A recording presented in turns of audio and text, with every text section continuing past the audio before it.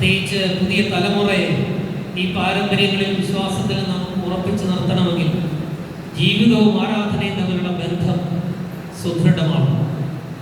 നമ്മുടെ ജീവിതത്തിൽ സാക്ഷ്യമുണ്ടാവും. സാക്ഷ്യമില്ലാത്ത ആരാധന ജീവിതം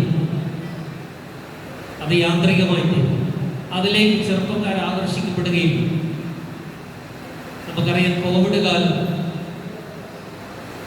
കാലം സുദീർഘമായി.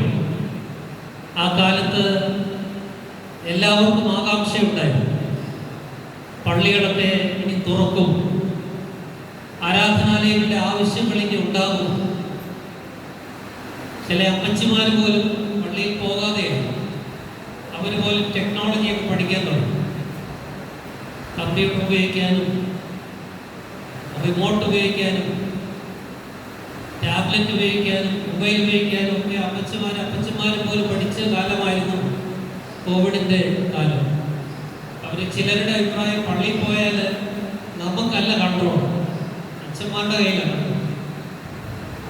കോവിഡ് കാലത്ത് ഈ ടി വി കൂടെ ഇത് കാണാമെങ്കിൽ കൺട്രോൾ നമ്മുടെ കയ്യിൽ, റിമോട്ട് അപ്പച്ചൻ്റെയിലും അമ്മച്ചയിലും ആയതുകൊണ്ട് 3 മണിക്കൂർ നീണ്ടുപോയാലോട് ഓഫ് ചെയ്യാനുള്ള സ്വാതന്ത്ര്യമുണ്ട്.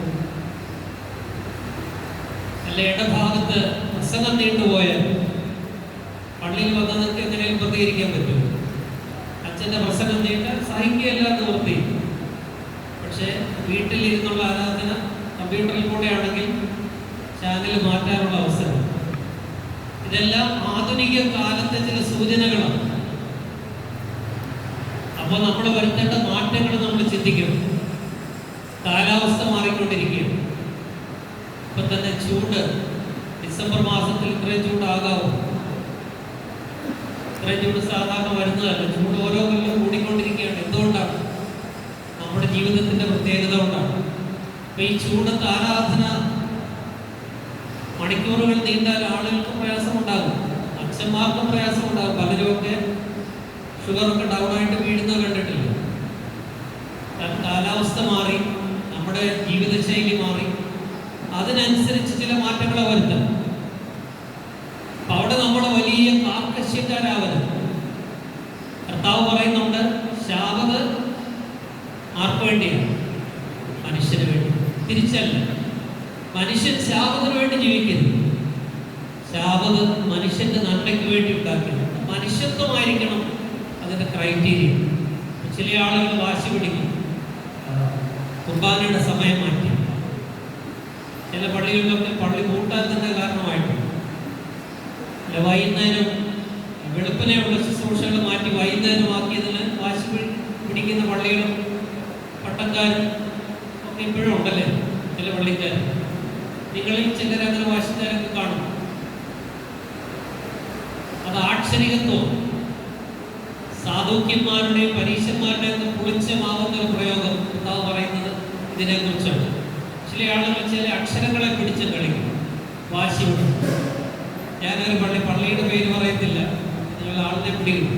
ആ പള്ളിയിൽ എപ്പോഴും കുർബാനയ്ക്ക് എന്നാൽ കാപ്പ് പിടിക്കുന്ന സമയമാകുമ്പോഴത്തേക്ക് ഒരാൾ വരും.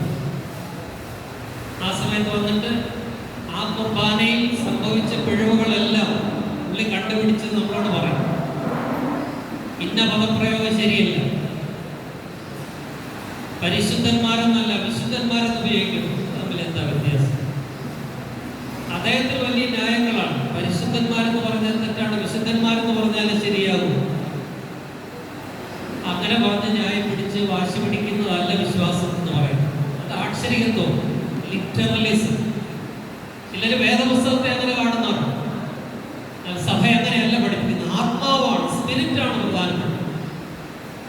ശാബത്തിന്റെ ആത്മാവാണ്.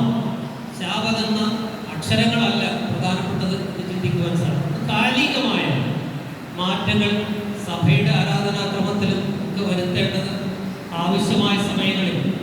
അതുമായി ബന്ധപ്പെട്ട ഒരു ചോദ്യമാണ് നോമ്പിന്റെ